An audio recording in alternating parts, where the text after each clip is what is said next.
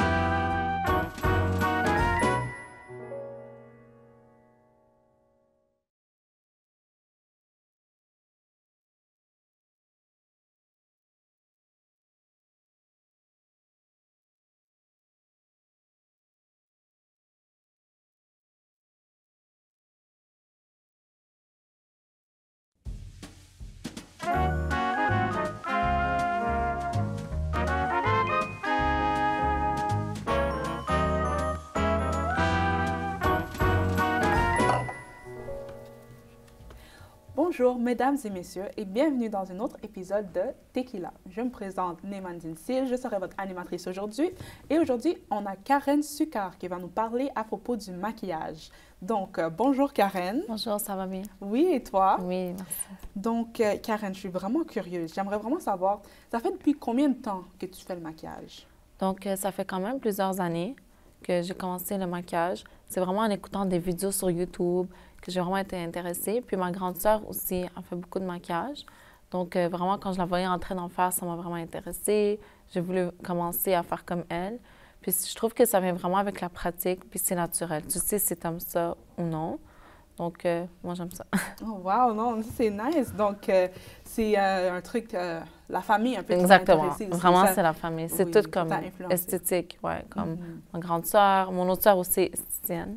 Donc, Mm, c'est la même chose. wow! Et dis-moi, quelles sont les étapes à suivre pour un débutant en maquillage, comme moi, par exemple? Donc, moi, en fait, pour un débutant, je conseillerais d'aller voir quelqu'un, exemple, de plus professionnel. Donc, exemple, tu peux aller dans des boutiques, exemple Sephora. Donc, eux, c'est des conseillers en beauté. C'est où que je travaille. Donc, on conseille vraiment le monde, surtout les débutants. Tu peux toujours t'inscrire à des cours de maquillage, même pour te pratiquer. Donc, chez nous, c'est 75 puis on donne un cours de maquillage. Sinon, tu peux toujours regarder des vidéos sur YouTube, vraiment, tu sais, aller voir du monde qui en connaissent plus, puis en prendre des conseils. Mhm. Wow, donc c'est vraiment intéressant le fait que maintenant, avec la technologie et tout, comme tu peux apprendre ces choses dès la maison, donc tu n'as Exactement. pas besoin de sortir et pratiquer devant d'autres gens. Vraiment, Mais- comme il y a des jeunes de 12 ans qui viennent, puis ils connaissent déjà Wow. ça, puis j'étais comme, Wow, c'est non mais... beaucoup, là, mais Mhm. c'est vraiment la technologie, TikTok aussi, ça en apprend beaucoup sur le Oui. maquillage. Mais c'est intéressant que Sephora aussi, ils offrent ces services. Oui, C'est pas ça juste ils vendent du maquillage. Exactement, non, on offre tous les services, là. OK. Et c'est quoi, recommandez-vous une routine de soins pour le visage avant de faire son maquillage? Oui, mais moi, je trouve que le soin de visage, c'est la partie la plus importante, comme même avant le maquillage. Donc, sans ou avec maquillage, le soin de visage, tu peux vraiment juste aller au moins avec un nettoyant, des sérums, une crème hydratante ou la crème solaire. Je trouve que c'est la partie la plus importante. Donc, du monde qui oublie ça, mais ça va vraiment te donner des taches comme brunes dès que tu grandis si tu ne mets pas de l'écran solaire. Mais le skincare, c'est vraiment important, mais chaque type de peau, c'est différent. Par exemple, tu as une peau huileuse, tu as une peau sec, tu as une peau mixte. Chacun a son propre skincare qu'il devrait suivre, mais je le conseille à tout le monde. Donc, est-ce que tu dirais que ça serait important de savoir t'as quel type de skin, de peau, Oui, avant de faire une oui. routine? Parce que si, exemple, tu as la peau grasse, puis tu mets des produits qui vont pas être bons pour la peau grasse, mais ça, exemple, ça va accumuler du sébum, puis ça va créer l'acné. OK. Donc, c'est vraiment comme chaque produit, c'est vraiment pour chaque type de peau. Si quelqu'un a la peau très, très sec, puis quelqu'un a la peau grasse, mais on ne va pas utiliser les mêmes produits de skincare. OK. Puis on offre le service à Sephora. Donc, on scanne ta peau, puis ça nous dit tous les détails. Si tu as des pores, si tu as des rides, quel type de peau. Donc, c'est vraiment nice. Je te conseille de venir. Wow! Donc, bon, tu m'influences beaucoup, là. Donc, moi, je veux aussi savoir, c'est quoi les étapes que tu as accomplies pour être un make-up artist? Bien, en fait, moi, j'ai commencé à regarder des vidéos. J'ai vraiment aimé ça, puis tout. Puis après, j'ai travaillé au Sephora. Ça fait quand même 3 ans. Puis eux, ils t'envoient des formations, exemple à Montréal, Toronto. Donc, juste ça, ça t'amène à des formations, puis c'est ça, là. Wow! Et ma dernière question pour toi aujourd'hui, est-ce que tu as des produits préférés? Oui. Tu connais Selena Gomez? Oui. Oui, sa marque Rare Beauty, c'est mes produits préférés. C'est des produits naturels, comme vegan, mais c'est aussi des produits naturels, comme je voulais dire, que quand tu mets sur ton visage, on ne dirait pas que tu as full make-up. C'est Ouais. pas fake, donc c'est quand même naturel. J'aime ça, la nature. Donc, on va en parler après notre émission parce Parfait. que malheureusement, mesdames et messieurs, c'est tout ce qu'on a pour aujourd'hui. Merci encore, Karen, d'avoir été avec nous. Donc, si vous aimeriez savoir plus à propos du maquillage, ben, allez au Sephora. Peut-être que Karen va être là, on ne sait jamais.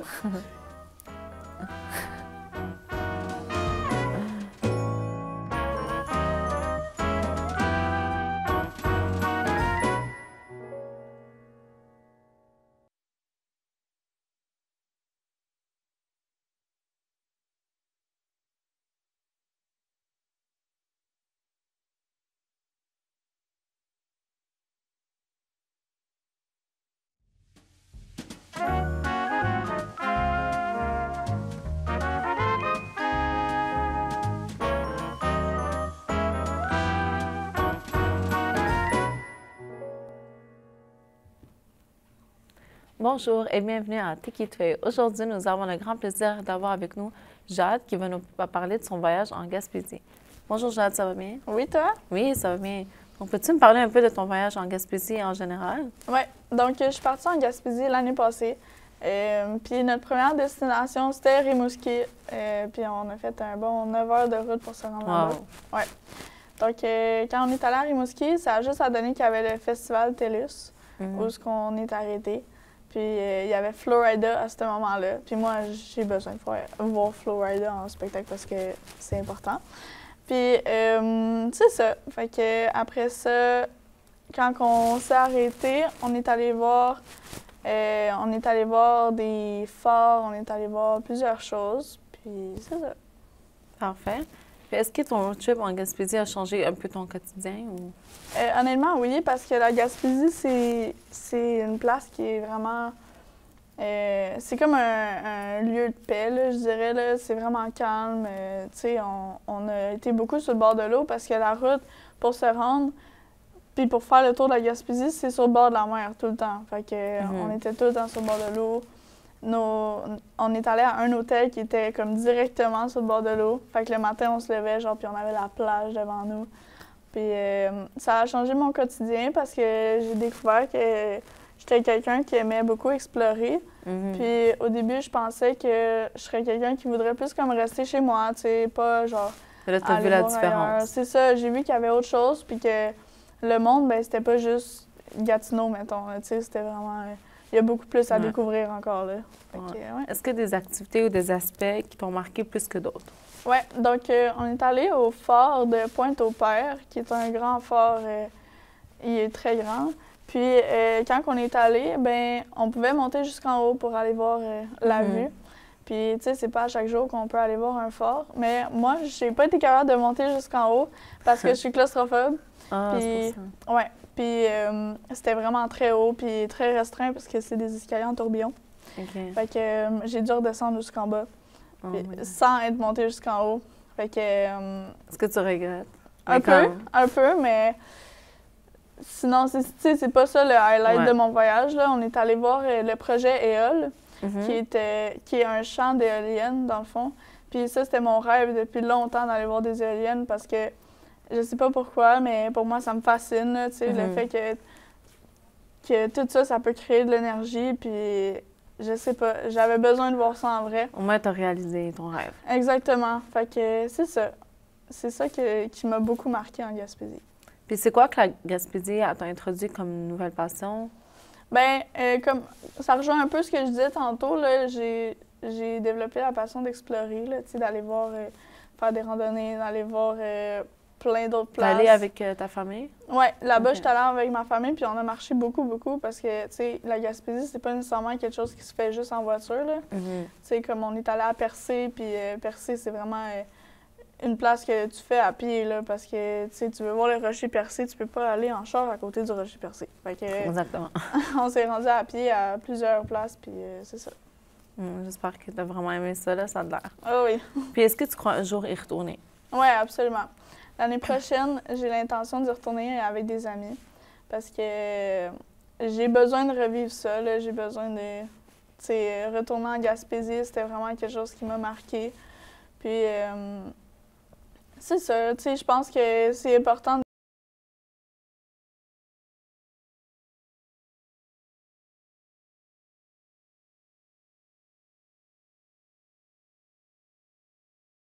Tous à la...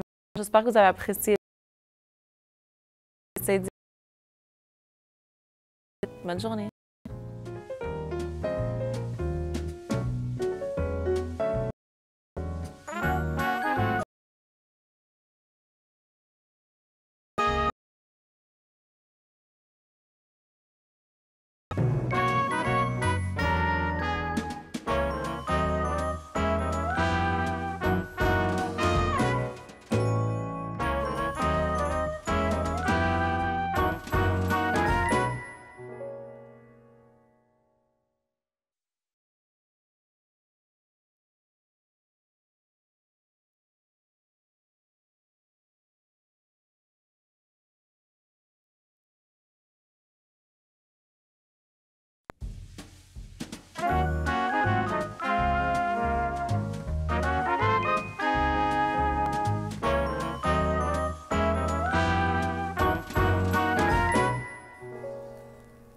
Bonjour et bienvenue à l'émission de rencontre. Aujourd'hui, en cette belle journée d'automne, j'ai le plaisir d'accueillir, moi, Zévo à la maison, Mélodie qui va me parler de son Lock Journey. Allô Mélodie? Salut! Ça va bien? Et toi? Oui. Donc, pour commencer, pourquoi tu as commencé le Lock Journey? Où est-ce que ça a commencé? Excuse-moi. Oui. Dans le fond, j'avais le choix de faire des tresses. Soit c'est des coiffures protectrices, soit j'aurais pu me couper les cheveux, j'aurais pu faire une teinture. Mais non, j'ai décidé de faire un Lock Journey. C'est une coiffure qui demande beaucoup de patience. Puis j'ai décidé de le faire. Puis j'avais beaucoup de commentaires convaincants de ma famille. Alors j'ai dit, why not? Janvier dernier, j'ai décidé de les faire installer. Ouais, nice. Oui. Puis, veux-tu nous expliquer c'est quoi les commentaires convaincants que tu as reçus? Puis, c'est qui t'a influencé pour tes looks? Dans le fond, toute ma famille ont cette coupe de cheveux-là, même mes grands-parents, puis mes tantes et oncles. Alors, j'ai décidé d'aller sur les réseaux sociaux, puis aller sur TikTok, genre scroller, pour savoir comme, OK, je peux savoir qu'il y a différentes longueurs, différentes, genre, épaisseurs, puis tout. Je suis comme, OK, c'est intéressant. Puis, ils ont attendu beaucoup de temps pour que je mette cette coupe de cheveux-là parce que tu vois, c'est un family bond. Je sais pas comment dire ça en français, mais ouais, genre, une tradition c'est ça, tu peux familiale faire un peu, là. en famille, ouais, c'est vraiment beau à voir. Fait que pourquoi pas, je les ai mis. Ah, cool! Ouais. Donc, c'est ça, c'est une belle décision familiale, comme Ouais, tu c'est me ça. dis. Comme tu as mentionné plus tôt, c'est quoi la différence d'entretien entre avant les locks et après? Dans le fond, avant, j'avais des produits comme l'après-shampoing, le shampoing, j'avais du gel, j'avais de la mousse. Il y avait beaucoup de dépenses à faire. Et après, j'ai que à mettre du shampoing. Après ça, dans une bouteille, tu mets des huiles essentielles, tu mets de l'eau de rose, de l'eau d'aloès, puis de l'eau. Puis tu shakes, puis tu sprays ça après la douche, puis t'as fini. Ah ouais. Ouais, Puis, c'est ça. c'est plus, c'est moins chimique un peu C'est ça, qu'un exactement. shampoing traditionnel qu'on achète en pharmacie. C'est ça, c'est plus naturel. Puis j'utilise juste le gel quand je fais des retwists ou pour les sorties, puis pour faire plus beau, là. OK. Ah, ben c'est vrai que c'est pas mal beau. Ouais. Puis, fait que j'imagine que c'est vraiment bon pour tes cheveux. Ça, tu Exact. dois avoir des cheveux comme en santé. Ouais, là, c'est vraiment. ça. Avant, du coup, j'utilisais beaucoup d'affaires. Fait que maintenant, je sens que mes cheveux sont plus doux, puis comme, je les touche moins, puis Ouais. ils sont super beaux. Ah, cool. Puis, une retwist, Ouais. qu'est-ce que c'est exactement? Dans le fond, une retwist, tu prends un crochet à cheveux et tu prends tous les cheveux qui sont autour, qui sont comme un peu paillés, et tu les mets pour que ça fasse une ligne droite, puis plus pro, plus Ok. beau, plus propre. Mhm. Puis ça prend pas beaucoup de temps. Si tu as beaucoup de cheveux, ça prend plus de temps. Puis tu fais ça à toutes les 3-6 semaines. OK. Puis, pourquoi exactement on fait ça? Ah, mais c'est une décision personnelle. T'es pas obligé de le faire, mais moi, j'aime avoir les cheveux comme tout slick back, puis Ouais. genre tout beau. Mhm. Alors, je le fais, puis pourquoi pas? Ouais, c'est une décision personnelle. T'es vraiment pas obligé de le faire. Mhm. Mais c'est... Ouais. Cool. Puis, nous voilà déjà à la dernière question. Ouais. Mais, as-tu des regrets ou voudrais-tu retourner à tes cheveux naturels éventuellement? Honnêtement, non. C'est beaucoup moins d'entretien et je trouve que j'aime plus mes cheveux comme ça. C'est plus beau, c'est naturel. Puis je peux les laisser pousser. Et c'est une coupe qui apprend beaucoup de patience, comme j'ai dit tantôt. Ouais. Et puis que je peux pas accélérer les choses, fait que j'attends. Puis j'apprends à connaître mes cheveux, du coup. Puis aussi, cette coupe-là, c'est toute ma famille qui l'a. Puis je trouve ça vraiment beau tu vois, dans les portraits de famille, qu'on a toutes les mêmes coupes de cheveux comme une façon de plus solidaire, tu vois. Merci, Mélodie. Ouais. Donc, merci à vous à la maison de nous avoir écoutés aujourd'hui. Merci à toi, Mélodie. J'en ai appris beaucoup plus que ce que je pensais. Puis, je suis bien heureuse d'avoir parlé avec toi Ouais. aujourd'hui. Donc, merci. À la prochaine.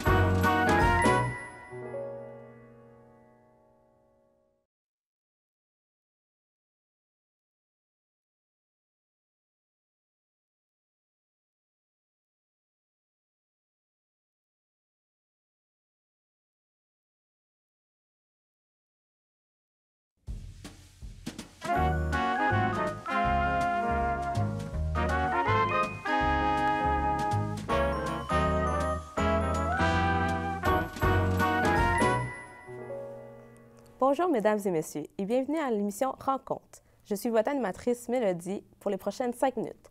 Alors, aujourd'hui, on a une invitée pas mal spéciale, Dalia Durocher, qui va nous présenter sa passion pour le dessin. Alors, bonjour Dalia, comment ça va? Ça va super bien, toi? Ça va, merci. Alors, première question. Depuis combien de temps est-ce que vous dessinez? Je dirais que ça fait à peu près 5 ans que j'ai commencé plus sérieusement à me consacrer au dessin. Tu sais, avant, comme tout le monde, un petit peu de dessin et tout. Et surtout, quand la COVID est arrivée, j'ai eu beaucoup plus de temps à passer à rien faire. Donc, c'est vraiment là que j'ai commencé à trouver le style de dessin que j'aimais, ce que je préférais plus en particulier. Puis c'est vraiment là que, je dirais, j'ai commencé à dessiner, genre, très, très souvent. Oh, c'est cool. Est-ce qu'il y a un type de dessin que tu préfères ou...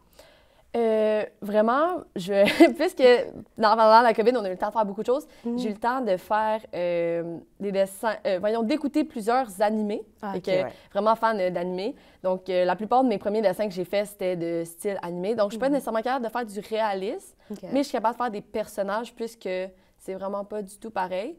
Là, j'essaie de faire un peu plus aussi des paysages, d'autres choses dans ce sens-là, mais je dirais que je me spécialise beaucoup dans les animés populaires. Donc, admettons, Death Note, Jujutsu Kaisen. C'est le genre de dessin-là, le style de dessin m'atteint beaucoup plus. C'est beaucoup plus facile, je trouve. Mais récemment, j'ai aussi essayé du style de Studio Ghibli, que beaucoup de personnes connaissent, qui est un petit peu plus difficile à dessiner. Mais c'est pas mal là-dedans que je tourne. Puis je fais mes propres dessins, je m'inspire de dessins, un peu de tout. Puis c'est vraiment tout fait crayon de plomb. Ou des fois tablette électronique, mais je déteste mettre de la couleur parce que je trouve que ça scrape tout le temps mon dessin. Peu importe ce que je vais faire, je suis comme, non. Fait que tous mes dessins sont faits au crayon de plomb. Bon, c'est impressionnant pareil. C'est quel le style que vous faites, dans le fond? Oui, fait que vraiment, je dirais que celui des animés japonais, c'est ce que je fais le plus, ou kawaii, ce genre d'affaires-là. Fait que malheureusement, je fais pas de réalisme, je fais pas d'animaux, je fais pas comme rien de tout ça, c'est juste moins dans mes cordes. Puis tout dépendant aussi des fois du temps que ça va prendre, c'est comme par rapport à ça que je vais y aller. Tout dépendant comment je me sens, évidemment. Ah, OK. Ça prend combien de temps environ pour faire les dessins? Fait que tout va dépendre du nombre de personnages que je fais très souvent. Fait que, admettons, je fais juste un personnage ou quelque chose de vraiment plus petit, ça me prend à peu près 30 minutes. Mais tout dépend aussi du processus de recherche, fait que tout dépendant quand je recherche. Mais des fois, je fais des dessins, c'est comme 1, 2, 3, 4 personnages. Ça peut prendre comme vraiment des heures. Là. Des fois, ça peut être comme 6 heures, 7 heures, 8 heures. Ça peut être comme vraiment long à rien faire. Mais c'est tellement pas quelque chose que j'aime faire rapidement. Ouais, Souvent, je vais vraiment prendre mon temps. Puis quand je trouve le temps de le faire, je le fais. Puis j'aime pas ça le faire en plusieurs étapes. Je me dis comme si je peux prendre les 6 heures, je vais prendre les 6 heures là. Puis je vais pas le continuer plus tard. Fait que ça dépend juste, j'imagine, tout dépendant aussi du style. Fait que c'est long, mais c'est le fun. C'est un beau résultat. C'est quoi les dessins que vous produisez? C'est ça, ouais. OK. Que faites-vous avec... Désolée. Ah, c'est bon, il n'y a pas de problème. Non, au début, j'avais pensé les vendre. Il y a beaucoup de gens qui m'ont dit « Ah, tes dessins sont super beaux, ça pourrait se vendre. » Mais pour de vrai, c'est pas trop mon genre parce que j'aime pas faire des choses sur commande. J'aime ça faire ça dans mes temps libres. Fait que vraiment, je les fais soit pour des amis, pour des gens que j'apprécie, ou je les offre en cadeau. Mais sinon, je les affiche sur mon mur. J'ai un mur qu'on a sûrement vu à maintes reprises des dessins. C'est pas mal tout ça, des photos que j'ai prises aussi, qui sont sur le mur, que j'affiche, ou j'ai dans plusieurs carnets que je les laisse. Fait que c'est soit affiché sur mon mur dans mon carnet, ou que j'ai donné à des gens pour des occasions où comme la personne le voulait, puis moi, j'y tenais pas plus que ça. Ah, c'est intéressant. Ouais. Si jamais tu voudrais genre les vendre, est-ce que tu voudrais ou non? Je sais pas parce que j'ai l'impression que la pression... souvent... Excuse-moi, j'ai posé une question de plus. Hélas, l'heure de terminer l'émission. Merci beaucoup à Dalia pour illuminer sur ta passion pour le dessin. Même moi, je voudrais peut-être commencer. Alors, prochainement, on a Félix Fontaine qui va nous présenter la motoneige, une de ses passions. Alors, merci beaucoup. Au revoir.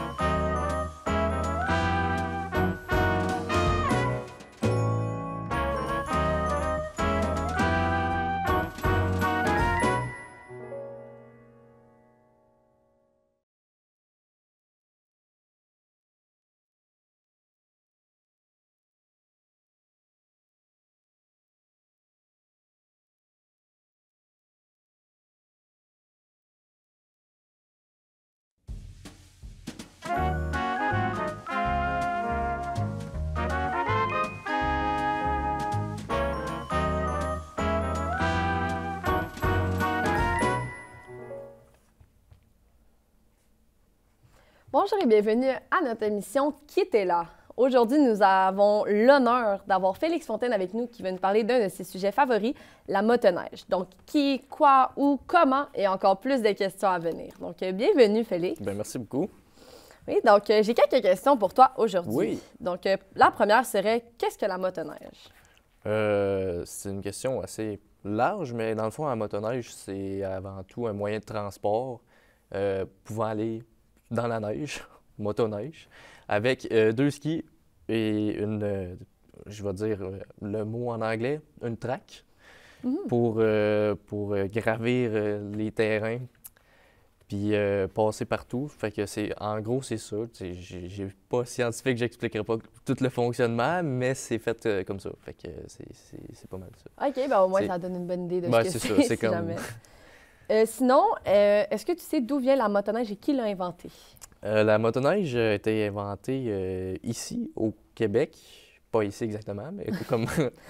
Puis elle a été inventée par Joseph Armand Bombardier. Fait que, comme vous pouvez voir à l'écran en ce moment, c'est cet homme. Puis si je ne me trompe pas, c'est en 1900... dans les années 30, 20-30. Fait que c'est quand même, c'est pas récent, c'est comme, il y a eu une évolution avec ça, puis c'est rendu vraiment comme sophistiqué, là, quand même. Ah, OK. Fait que, ouais. Et sinon, c'est quoi la motoneige pour toi? Pour moi, la motoneige, c'est une façon de s'expulser, pardon, de la réalité, d'oublier tout ce que tu as à faire, puis de partir, peu importe, partir tout seul avec des amis ou avec n'importe qui. Tu mets ta musique, tu fais ce que tu veux, puis il n'y a personne pour te déranger, tu sais. Puis c'est ça. OK, ouais, mais c'est le fun, chacun ses passions, j'imagine. Puis, est-ce que tu pourrais nous dire c'est quoi les risques à ce jour en motoneige? Oui, c'est sûr qu'il y a différents risques, surtout quand ça dépend qu'est-ce qu'on essaie de faire avec une motoneige, puis ça dépend avec quel type de motoneige, surtout qu'aujourd'hui, c'est rendu vraiment puissant, là, qu'est-ce que Bombardier, bien pas juste Bombardier, toutes les marques de motoneige font, c'est des engins puissants. Je te dirais que le principal risque, c'est vraiment les lacs, les rivières qui ont des parties qui sont moins gelées, surtout dans certaines années comme l'hiver passé. Là, il y a eu plein d'accidents, surtout des personnes qui ne sont pas habituées de faire ça, ils ne savent pas. Puis ils se disent « Ah, je vais essayer d'aller là », puis ça tourne pas bien. Fait que ça, c'est un des principaux risques. Là. Il y en a plein d'autres. Là. C'est vraiment ça. Mon Dieu, c'est dangereux ça. Moi, je dirais ça que c'est comme un sport qui a ses risques puis qui est plus dangereux que d'autres. Là, mais OK, ouais. ça vaut la peine quand tu y vas avec prudence. Mais oui, tu as bien raison. Puis sinon, tu dirais c'est quoi pour toi l'événement le plus mémorable que tu as eu? L'événement le plus mémorable que j'ai eu, là, vraiment, c'est... on est allé avec deux de mes amis, fait qu'on était trois, à Notre-Dame-du-Lot. Les trois, on avait un skidoo chaque. Puis on est allé se promener, c'était même pas dans des pistes, c'était dans une ligne d'hydro. Fait qu'on a fait du hors-piste, c'était pas trop légal, mais quand même, c'était vraiment une belle journée, puis c'est vraiment un sport parce que, comme je te disais tantôt, la grosse neige, là, tu respires, il faut que tu ailles aider l'autre, puis comme tu peux vraiment te promener partout, là, puis j'ai eu vraiment du fun cette journée-là. OK, ouais. Tu dirais, tu fais ça à peu près combien de fois par semaine? Par semaine, c'est l'hiver, ouais. Mais l'hiver, là, j'ai vendu ma motoneige l'année passée. Je suis vraiment désolée de te couper, ben malheureusement. On est déjà à la fin de notre émission. Oui. Mais merci beaucoup d'être venu. Puis restez des nôtres parce que mes prochaines émissions, on va avoir Kim qui va venir nous parler d'un autre sujet super intéressant. Donc, merci beaucoup et bonne journée à tout le monde.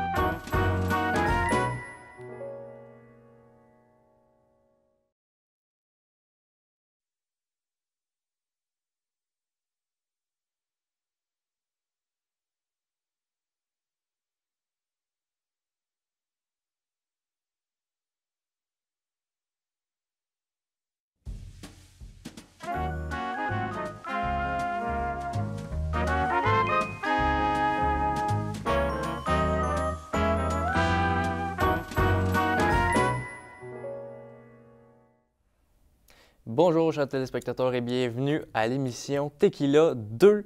Et aujourd'hui, on accueille Kim qui va nous parler de cinéma maison. Bonjour Kim, comment vas-tu? Ça va bien, merci. Ben oui, tu as un très beau chandail. Ah, merci, j'aime beaucoup Kirby. J'ai quelques petites questions à te poser sur ce sujet. Premièrement, c'est quoi le cinéma maison, Donc, plus exactement? le cinéma maison, tu sais, le monde pense que c'est un gros projecteur, tu sais, une salle dédiée pour ça, des sièges, tu sais, un super système de son. Mais en réalité, le cinéma maison, c'est n'importe quel système que tu utilises pour regarder des films. Donc, ça peut OK, juste être ta télé, ça peut être ton laptop avec Netflix, ça peut être ton téléphone avec Netflix. Ah, OK. Ça peut être n'importe quoi tant que tu peux écouter un film dessus puis que tu es confortable. C'est ça. OK. C'est cool. Je pensais pas. Moi, je pensais que c'était comme tu disais au début, le sofa, la télé ou un projecteur. Tu sais. Puis c'est pour qui le cinéma maison, dans le fond? Le cinéma maison, en principe, c'est pour du monde qui veut regarder des films à la maison, là, comme le nom. Tu sais, des gens qui veulent pas aller au cinéma à chaque fois qu'ils veulent regarder un film, là, donc c'est quand même utile. Et c'est aussi des gens qui veulent regarder un film selon l'intention du réalisateur. Qu'est-ce que je veux dire, c'est que, disons que tu regardes un film, puis c'est à la télé, tu sais, il va y avoir des annonces, il va y avoir des bannières, c'est toutes des choses qui vont venir affecter ton expérience comme spectateur. Et même que, des fois, ils modifient le film un petit peu, tu sais, pour des censures. C'est ça, vu que ça passe à la télé, ben c'est pas la version originale. Puis, dans le temps, ce que la télé était analogue et que les films étaient widescreen, ça ne fitait pas dans la télé, qui était un plus petit format. Et les stations de télé ne voulaient pas avoir les barres noires, donc littéralement, ils zoomaient l'image, puis ils changeaient le cadre, puis ils enlevaient des parties de l'image. Ça perdait de la qualité un peu. Bien, ça, là, puis ça perd vraiment, tu sais, qu'est-ce que le réalisateur, il voulait montrer. Il y a quand même pas beaucoup de réalisateurs qui aiment bien ça. Ah. Puis, comment qu'on fait, selon l'intention du réalisateur, comment qu'on fait pour regarder un film? Donc, il y a deux manières. Donc, la première manière, c'est le streaming, tu sais, avec Netflix et Disney Plus et Prime. Avec ça, tu vas avoir plein de choix. C'est comme ridicule comment de choix que tu as. Puis, si tu es quelqu'un, tu sais, qui va avoir, tu sais, une grande variété, tu peux regarder ce que tu veux. Le streaming, c'est pour toi. Mais si tu es vraiment comme obsédé là, pour avoir la meilleure qualité du film, avec le meilleur son, puis la version complète, c'est d'abord, il y a aussi la copie physique. Donc ça, c'est quand tu as une copie physique du film que tu veux regarder. Donc ça a commencé avec le DVD. J'ai une image pour ça. Ça a commencé avec le DVD, tu sais, tu trouvais ça un Blockbuster avant, tu pouvais louer un DVD pour regarder ton film. Et à cette heure, ça a évolué. Là, on a le Blu-ray 4K qui est le dernier développement. C'est comment tu regarderas tes films selon l'intention du réalisateur. Puis surtout à cette heure que les plateformes comme Netflix ou les autres, c'est comme quand même rendu très populaire, puis tout ça, fait que... OK. Selon toi, c'est lequel le meilleur moyen de faire ça? Donc, encore, ça dépend de qu'est-ce que tu veux aller chercher, donc. Excuse, je t'interromps. Malheureusement, c'est tout le temps qu'on a. J'espère que vous avez aimé en apprendre sur le cinéma maison. La prochaine personne qu'on accueille, ça va être Vanessa, va nous parler de son voyage en été. Merci beaucoup. Bonne soirée.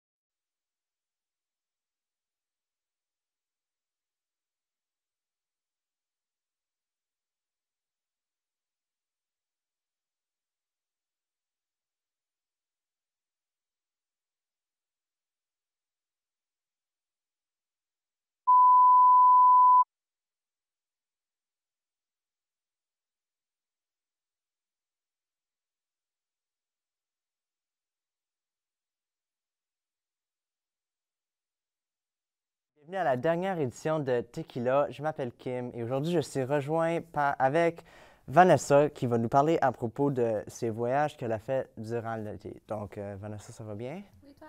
Oui, merci. Combien de temps a duré ton voyage? Mon voyage a duré 10 jours, puis on a vraiment planifié nos journées selon les endroits qu'on allait visiter. C'est quels endroits que tu as visités? Je suis allée au Nouveau-Brunswick. On a visité plusieurs villes. On est allé à Grand Sault. On est allé à l'île Grand Manan. Puis ce qui est le fun avec cette île-là, c'est qu'il faut que tu prennes un traversier pour y aller parce que c'est une île un peu perdue, là, au milieu de nulle part. Donc, on fait 1 heure de traversier pour y aller. Sinon, on est allé à Moncton, à Shediac, puis on est allé à Hopewell et à Cap Pelé. Puis aux États-Unis, on est allé à North Conway. C'est quoi les activités que tu as faites? Dans chaque ville, on a beaucoup visité. Mais par exemple, les activités qu'on a faites à Grand Manan, on est allé voir le rocher troué. Eux autres, c'est ça, leur rocher percé. Sinon, pour y aller, il a fallu qu'on marche dans une trail pour aller voir le rocher. À Hopewell, on est allé faire du kayak. On a commencé sur la marée haute. Ensuite, quand on a terminé, c'était la marée basse. Moi, c'était vraiment ma première fois, là, donc beaucoup d'adrénaline, puis j'étais contente quand je suis sortie de là vivante. Sinon, le lendemain matin, on est allé voir la marée basse. Fait que dans le fond, où est-ce qu'on faisait du kayak, la journée d'avant, on pouvait aller marcher là. Fait qu'on passait dans les trous, parce qu'en kayak, on passait dans les trous des rochers, puis on faisait du parcours un petit peu, là. Fait qu'on pouvait marcher vraiment où est-ce qu'on avait passé en kayak la veille. Cool. C'est avec qui que tu as voyagé? J'ai voyagé avec mon chum puis ses parents. Qu'est-ce qui est cool avec ça, c'est que ça nous a sauvé vraiment beaucoup d'argent parce qu'ils ont comme une roulotte. Fait qu'on a juste eu besoin de payer des campings à place de des hôtels. Fait que ça a sauvé vraiment beaucoup d'argent. Mais sinon, c'est ça. Tu recommanderais-tu aux gens d'aller visiter les endroits que tu as été? Oui, vraiment. Surtout, comme l'île Grand Manan, on pouvait aller voir genre des rorquals, c'est comme des dauphins. Okay. Fait qu'on allait sur un quai, puis on pouvait voir des rorquals, puis des phoques aussi. Donc ça, c'était vraiment un beau moment. Donc si jamais vous passez par là, je trouve que ça serait vraiment un bel endroit à visiter. Sinon, encore une fois, à Hopewell, là, je recommanderais vraiment cet endroit-là pour pouvoir aller faire le kayak entre les rochers. Puis c'est ça, oui, j'ai vraiment aimé ça, là. À New York aussi, on a magasiné, fait que ça vaut la peine des fois les prix, là. T'aurais-tu d'autres choses à raconter de tes voyages? Oui, c'est ça. Dans le fond aussi, si jamais vous aimez faire de la route, là, nous, on a vraiment bougé, là, puis on a fait 13 heures de route. Puis moi, j'aime ça être en auto, fait que si jamais vous aimez ça, ben ça peut permettre de voyager. OK, ça c'est cool. Ouais. Oui, c'est vraiment intéressant tes voyages et tout ça. Oui. Moi, j'aurais aimé ça, tu sais, voyager. Je ne suis pas quelqu'un qui voyage souvent. Mais tu m'inspires, tu sais, je devrais peut-être aller plus loin, tu sais, voyager plus, me mettre là. Oui. Parce que... J'ai aussi été au Mont Washington. On a visité... Donc, désolé, c'est le time zone pour aujourd'hui. Merci d'être avec nous et restez avec nous parce que dans le prochain segment, nous allons voir Nema qui va nous parler à propos de sa passion pour la musique.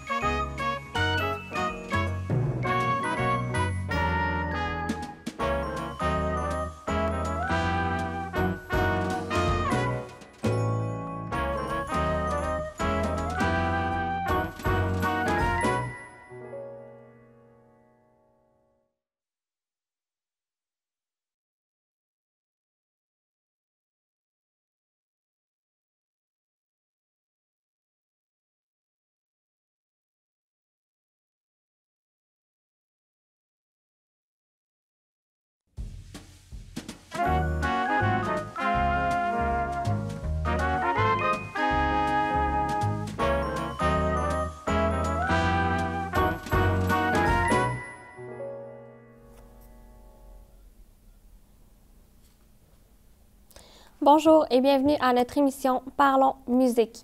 Aujourd'hui, nous avons Isaac qui va nous parler de sa passion. Allô, Isaac?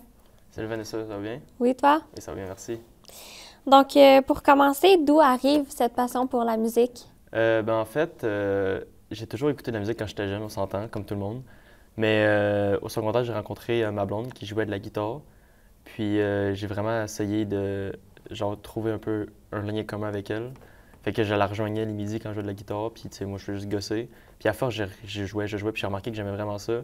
Puis on dirait que ça a comme débloqué quelque chose. J'ai encore plus écouté de la musique, mais genre ça faisait partie, vraiment de ma vie, genre constamment. Je faisais que ça, que ça, que ça. Puis j'ai vraiment développé du goût pour cette musique-là. Puis justement à jouer. Fait que, non, c'est ça. C'est pour ça que maintenant, c'est vraiment plus important qu'avant, on va dire maintenant. Fait que, ouais. Puis, quel style de musique t'écoutes? J'écoute pas mal de tout. Tu sais, j'écoute du rock, j'écoute du metal, j'écoute aussi du rap, j'écoute de la pop, j'écoute de la musique indie, folk. Comme plus des indie folk, c'est vraiment un des styles que j'écoute le plus. Puis, moi, c'est ça. C'est un de mes styles préférés, tout simplement. Puis, c'est quoi tes 3 artistes préférés? Mes artistes préférés, j'ai Les Louanges. C'est un artiste québécois. Il s'appelle Vincent. Puis, ça s'appelle Les Louanges, mais ce n'est pas les, c'est pas un groupe, c'est vraiment un gars. OK. Puis, je l'adore vraiment. Genre, j'ai été voir 5 fois ses shows, la même tournée. Fait que c'était à chaque fois le même exact show, mais j'allais voir pareil parce que je tripais. Puis, j'aime vraiment sa musique parce que c'est une musique très, on va dire, vibey. C'est vraiment tranquille, tu sais, un petit synthé tranquille, tu as des paroles vraiment touchantes tout le temps. Puis ses shows sont juste incroyables. Là, il s'est fait nominer pour le meilleur show de l'année. Puis c'est amplement mérité, sérieux. J'en ai vu plein des shows dans les années, mais le show des Louanges, ça restera toujours le meilleur. C'est vraiment un artiste de performance de fou. Puis, non, c'est ça, il y a des chorégraphies, il y a des solos de sax que t'as jamais vu, tu sais.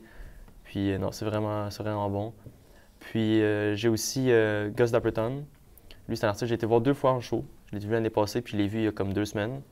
Puis lui aussi, c'est un folk indie, comme je t'ai dit. J'écoute beaucoup de folk indie. Puis lui aussi, c'est le même style. C'est un style assez semblable aux Louanges, sauf que lui, c'est plus un band qui vont composer ses tunes. Puis c'est en anglais, c'est américain. Il y a beaucoup de guitare électrique, synthé, une petite batterie, basse, bien classique. Mais tu sais, beaucoup une voix avec beaucoup d'effets dessus, genre du reverb, ça fait de l'écho. C'est comme un style vibey, mood, un peu comme on pourrait dire. Puis mon autre artiste, c'est Ty Verdes. Lui, c'est un artiste que j'affectionne particulièrement parce que le gars, il a commencé vraiment de rien. Puis en un claquement de doigts, il a popé d'un coup avec la tune, je sais pas si tu connais A.O.K. qui joue à la radio. Ouais. Ben, c'est ça. Fait que lui, il a sorti cette tune-là, peut-être 2-3 mois après, je sais pas pourquoi les radios ont comme réalisé que ça existait, puis ils ont commencé à le poster. Puis, non, c'est ça. Puis après, il a commencé à blower de fuck out. Fait que c'était vraiment fort. J'aurais pas dû dire ce mot-là. Fait que c'est ça. Puis lui, je l'ai jamais vu en show d'eau, mais j'aimerais tellement le voir en show. Il y a une fois qu'il était venu à Montréal, mais j'ai pas pu aller le voir parce que j'avais de l'école. Fait que j'étais un peu triste, mais ouais, j'espère. Puis parmi ces 3 artistes-là, c'est lequel t'aimerais le plus rencontrer? Je dirais Ty Verdes parce que, sans flexer, j'ai déjà rencontré Loulou plus qu'une fois. Quasiment à chacun de ses shows, il va rencontrer ses fans après. Puis, tu sais, j'ai déjà beaucoup jasé avec Loulou, qui est les Louanges, Vincent. Puis, fait que je dirais Ty Verdes parce que Ty Verdes, comme je te dis, il est parti de rien. Comme il travaillait dans un fast-food puis il faisait rien. Merci Isaac de nous avoir partagé ta passion pour la musique puis tes artistes préférés. Restez des nôtres puisqu'on va recevoir ensuite Nicolas qui va nous parler de sa passion pour le ski.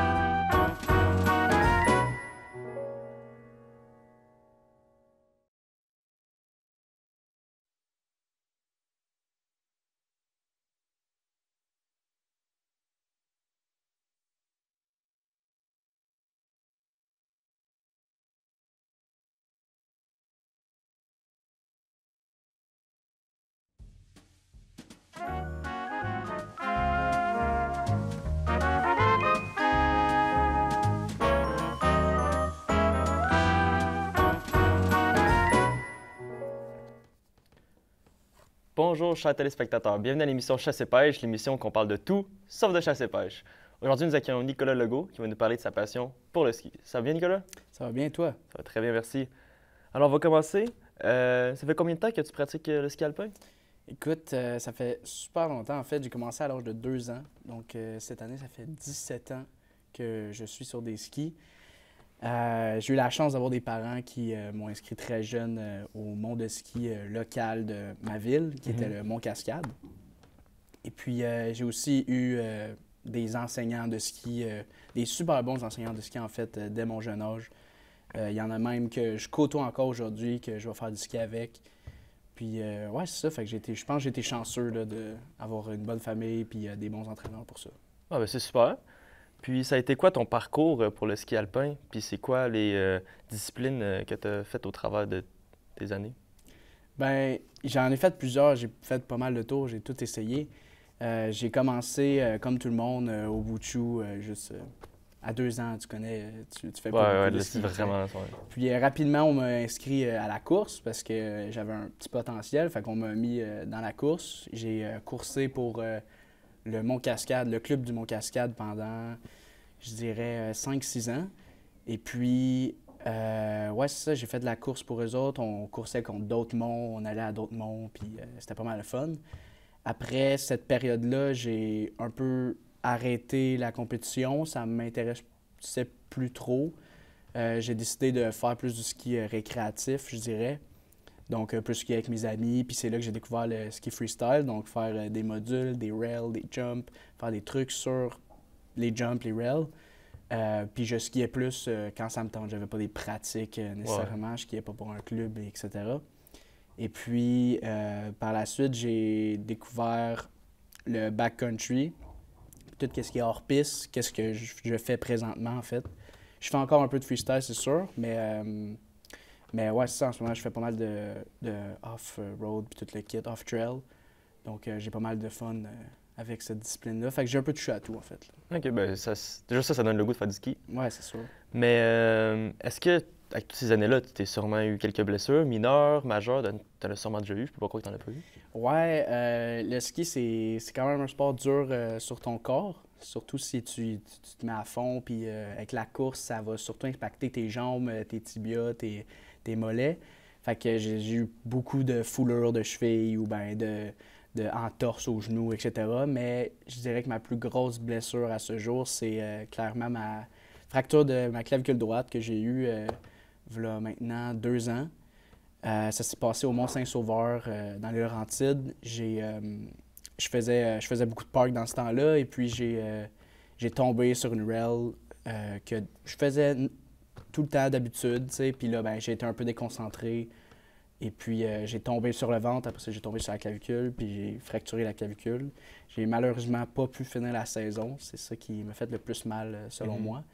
Mais ouais, ça a été vraiment ça, la plus grosse blessure, entre guillemets. Là. OK, ouais, mais il en faut toujours une, hein? Ça fait partie de la game. Ben oui. C'est quoi les équipements que tu utilises pour faire du ski? Les équipements peuvent varier selon le skieur. Moi, je dirais que c'est sûr les essentiels des skis, de la bonne équipement pour l'hiver. Et puis, comme un manteau, pantalon de neige, etc. Des bottes de ski. Les pôles, c'est au choix. Il y a certains riders qui n'aiment pas avoir de pôles.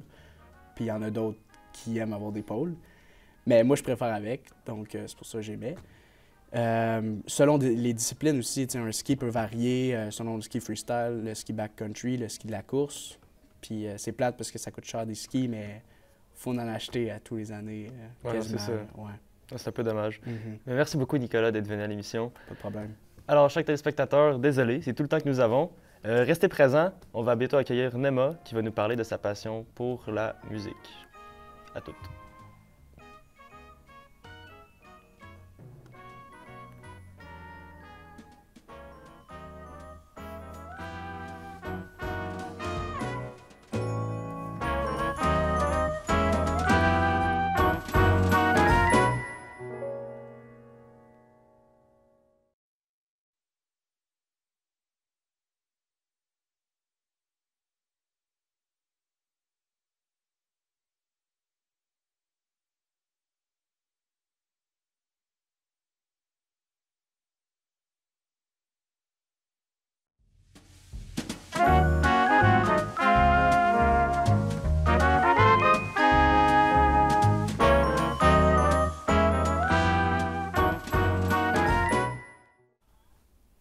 bonjour à tous et à tous et bienvenue dans notre fameuse émission Rencontre. Aujourd'hui, j'ai l'immense honneur d'avoir avec moi Randy qui va nous parler de comment il compte devenir entraîneur de soccer professionnel. Alors bonjour Randy. Bonjour Nicolas. Ça va bien? Je vais très bien et toi-même. Super. Donc, je vais commencer directement avec la première question. En quoi consiste le métier d'entraîneur? Le métier d'entraîneur, en fait, c'est un entraîneur, c'est la personne qui prend en charge une équipe du point de vue technique et tactique. Donc, un entraîneur, généralement, lorsqu'on regarde les matchs de soccer, c'est la personne qui gesticule un peu à côté du banc de touche pour voilà, organiser un peu la manière dont joue son équipe. Donc, c'est pas mal ça, en bref, un entraîneur. OK. Puis, comment l'entraîneur fait pour atteindre ses objectifs qui sont véhiculés pour l'entraîneur? Donc, au départ, lorsque l'entraîneur prend les rênes d'une équipe ou est embauché, entre guillemets, qu'est-ce qui se passe? C'est que le community manager, soit les dirigeants, établissent des objectifs à court, moyen, long terme.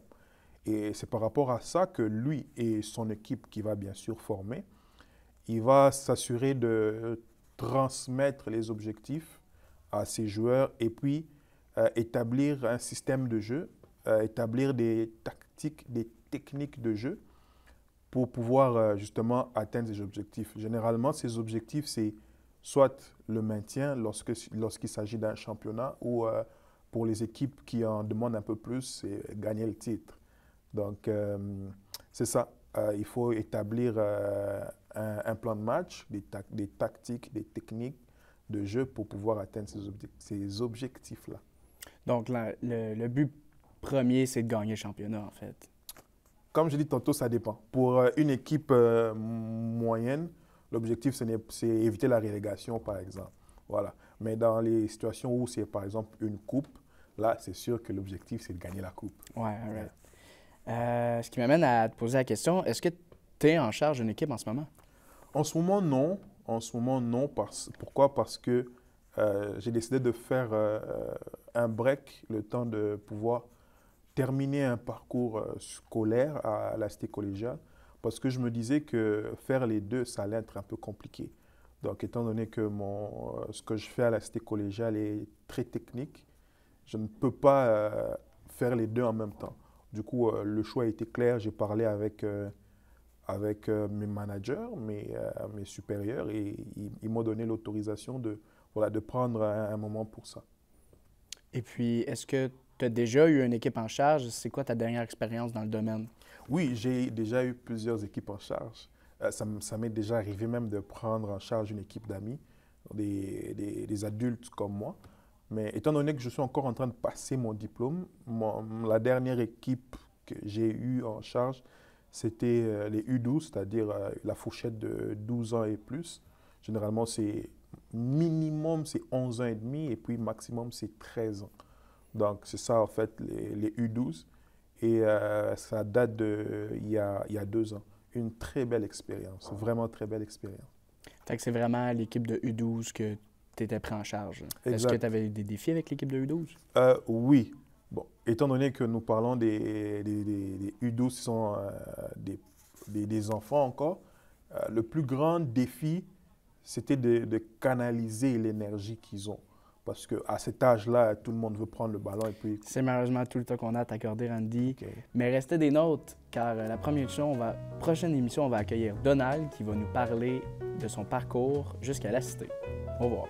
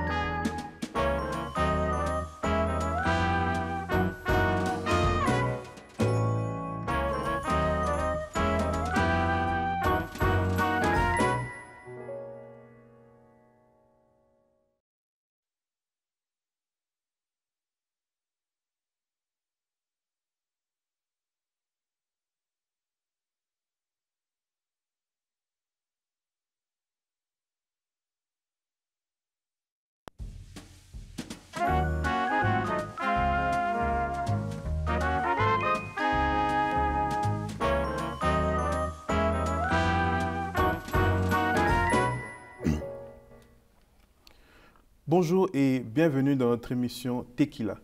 C'est avec grand plaisir que nous allons accueillir aujourd'hui Donald Muriango qui va nous parler de son parcours jusqu'à s'inscrire à la cité collégiale. Bonjour Donald. Bonjour Randy. Comment vas-tu? Ça va et toi? Ça va aussi, merci. Ok, pour commencer, on voudrait connaître un peu tes origines et le commencement de ton parcours. Pour bien commencer, moi je suis né dans un petit pays, comparé au Congo ou bien au Canada, dans un petit pays situé à l'est de l'Afrique, qui s'appelle le Burundi. C'est là où je suis né et c'est là où je suis grandi. Aussi, j'ai grandi et j'ai fait mes études primaires. Et après mes études primaires, j'ai voulu continuer dans le système anglophone, vu que mon pays c'est dans le système francophone. J'ai voulu continuer les études secondaires dans le système anglophone au Rwanda. Et donc, je suis allé au Rwanda pour continuer les études secondaires. Et après mes études secondaires, je suis revenu au Burundi et puis j'ai commencé à faire mes recherches pour aller continuer les universités. Ok, donc si j'ai bien compris, c'est au moment où vous faisiez vos recherches pour continuer l'université que vous aviez décidé de venir ici au Canada, à la cité collégiale? Non, Randy. La vie est un peu bizarre. J'avais même pas prévu de venir ici au Canada auparavant. J'ai commencé donc à faire mes recherches et j'ai eu l'université à Seattle, aux États-Unis. J'ai eu l'université à Seattle et j'ai voulu continuer là-bas donc, pour aller faire mon baccalauréat dans le business management. Et donc, je suis parti aux États-Unis avec moi, c'était moi et mon petit frère. Quand nous sommes arrivés aux États-Unis, la situation a un peu changé dans notre pays. Et on a vu qu'on ne pouvait plus retourner donc, dans notre pays. Bon, vu qu'on avait donc une famille ici au Canada, toute la famille, nous avons décidé que vaut mieux s'installer bien au Canada et après continuer nos études au Canada. Oui, c'est comme ça que je me suis retrouvé au Canada. Ok, c'est comme ça que tu t'es retrouvé au Canada, mais pourquoi la cité et dans quel programme? Et pourquoi le choix de ce programme-là, justement? Donc, arrivé ici au Canada, c'est un beau pays aussi. On nous a bien accueillis, le système d'immigration est plus avancé que dans certains pays. Okay. Donc là, j'ai commencé à faire j'ai eu mon permis de travail, j'ai commencé à travailler. Et après quelques jours, donc, j'ai commencé à étudier comment me socialiser avec aussi les habitants ici au Canada. Et après, donc, quelques années après, j'ai commencé à faire mes recherches aussi donc, pour continuer mes études comme je l'avais prévu. Et je suis tombé sur une vidéo sur YouTube avec M. Alexandre qui parlait du programme télé. Et vu que j'étais ici à Ottawa, donc je me suis intéressé aussi, je m'intéressais aussi à la vidéo un peu, donc j'ai voulu continuer à faire le montage et voir comment c'était pour la Pro Télé. Donc je me suis inscrit, j'ai trouvé que c'était quelque chose de bon. Je me suis inscrit à la Pro Télé ici à la Cité. Ok, et c'est quoi tes projets après la Cité?